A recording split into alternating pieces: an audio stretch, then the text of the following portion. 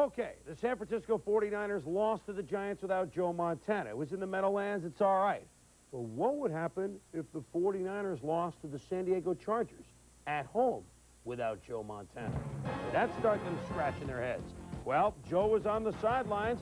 Dan Henning, the man now calling the plays for the Chargers, his team is under fire. But it helps when you have Marion Butts back in the lineup, gains 22 yards. They said he did not get in. So Butts doesn't get the touch, but making only his third NFL start, John Deep Freeze throws it to Craig McEwen, and the Chargers with their obligatory early 7-0 lead. Steve Young to Jerry Rice, splits the defenders for the leaping catch, 32 yards. The Niners take a 10-7 lead. Look at it again.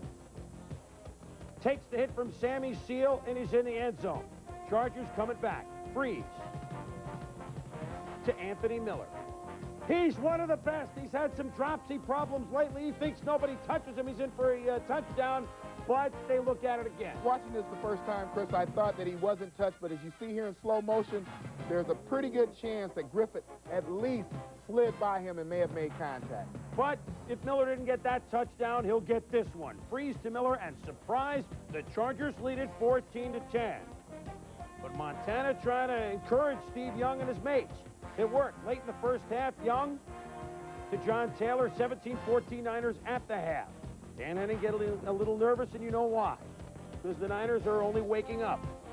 Young to Jerry Rice. See it.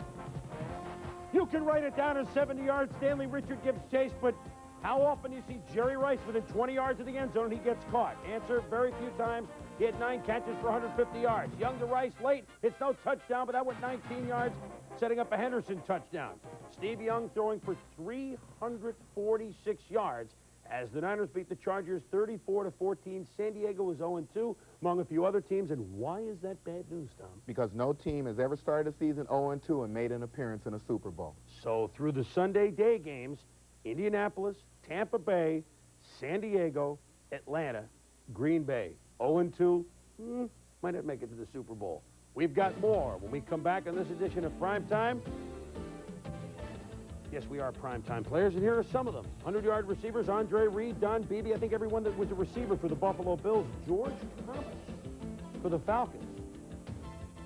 Robert Clark. Jerry Rice. We've seen that name there before, haven't we, Tom? A few times. We'll be back.